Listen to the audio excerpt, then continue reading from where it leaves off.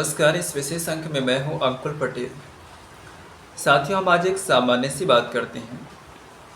पिछले दिनों नेपाल की राजनीति में वहां की स्थानीय लोगों के द्वारा जिस प्रकार से प्रोटेस्ट किया गया, लोकतांत्रिक देश में हम अक्सर कहते हैं कि लोगों को अपनी बात रखने का, विरोध करने का, सरकार के अच्छे कार्यों का आकलन करने का पूरा हक होता है।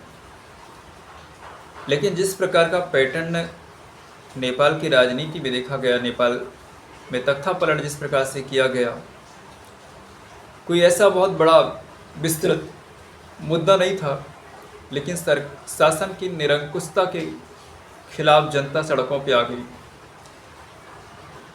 हर कोई इसका अपनी अपनी तरीके से आकलन कर रहा है, अपने अपने दृष्टिकोण, अपनी अपनी बातें रख रहा है।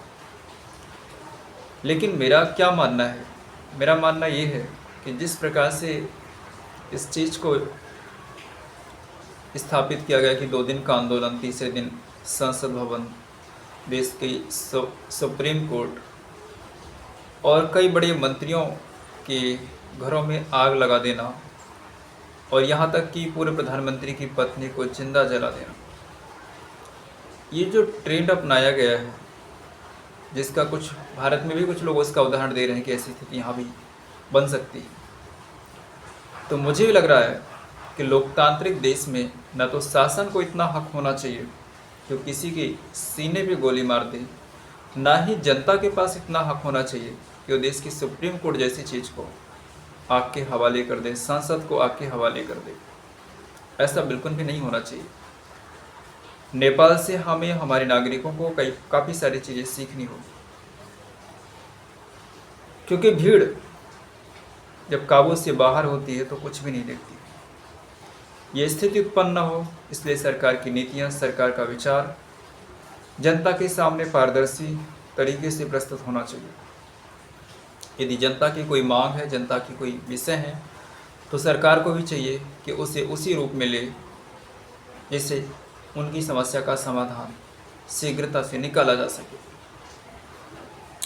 साथियों, नेपाल की जो घटना है, नेपाल की जो राजनीति है, काफ़ी समय से चर्चा में थी कि वो जनता की मांगों की अनदेखी करके बाहरी ताकतों के इशारे पे काफ़ी सारी चीज़ों को नियंत्रित कर रहे थे। चीन के हस्तक्षेप के बाद काफ़ी विषयों पे नेपाल भारत के अगेंस्ट हो चुका था और ऐसी बयानबाजी करने से ज़रा भी नहीं कतराता था। हालांकि 1950 में भारत और नेपाल के बीच जो ओपन बॉर्डर एग्रीमेंट हुआ था, उसके नियमों पे भी उसने अपनी प्रतिक्रियाएं दी है, जबकि इससे पहले ऐसा नहीं हुआ था। लेकिन नेपाल के जिन लोगों ने ये सब कुछ किया, सवाल उनसे नहीं होना चाहिए क्या ये सही तरीका था? लोकतांत्रिक मर्यादाओं को तार तार करके देश के चुने हुए सरकार के मंत्रियों के घरों पे आग लगा देना। जैसे मेरी और आपकी निजता है, मेरी और आपकी एक ज़िंदगी है, वैसे उनकी भी ज़िंदगी हो सकती है। तो क्या वो आंदोलनकारी या प्रदर्शनकारी इस विषय पे जरा भी नहीं सोच सकते थे? यहाँ तक तो ठीक था, देश की संसद वो किसी नेता, किसी राजनेता का नहीं है, वो पूरे देश के लोगों का है। अब कि यहाँ यदि संविधान है तो संवैधानिक निकाय पे इस प्रकार से आगजनी कैसे कर सकते हैं आप? सुप्रीम कोर्ट जिससे आपको न्याय की गुहार होती है, आप उस पर ऐसे कैसे हमला कर सकते हैं?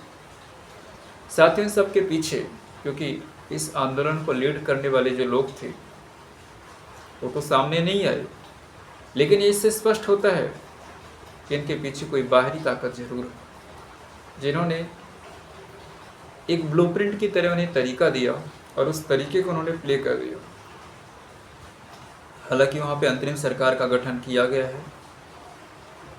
सुशीला कार्की, माफ करिएगा, उनको लाया गया है शासन में। इसके बाद क्या परिवर्तन होता है एक दिलचस्प होगा, लेकिन यह भी एक बड़ा विषय है कि जिस प्रकार से जापान, फ्रांस, इसके पहले बांग्लादेश, इसके पहले अफ़गानिस्तान और म्यांमार, श्रीलंका, इन देशों में जिस प्रकार से राजनीति बस कुछ ही घंटों में, कुछ ही दिनों में करवट ले लेती है, इसके पीछे एक बहुत बड़ा मास्टरमाइंड है। और लोगों को ये समझना होगा कि हमें अपने देश के साथ रहना चाहिए। देश के बाहर की ताकतें आपके आंतरिक शांति और सौहार्द को बिगाड़ सकती हैं। वो आपके बच्चों का भविष्य और आपके देश का भविष्य नहीं बना सकती।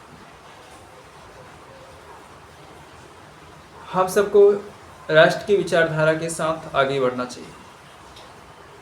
साथियों, इस अंक में हमारी ओर से बस इतना ही। यदि आपका हमारे लिए कोई फीडबैक है तो हमारे साथ ज़रूर शेयर करिएगा। नमस्कार।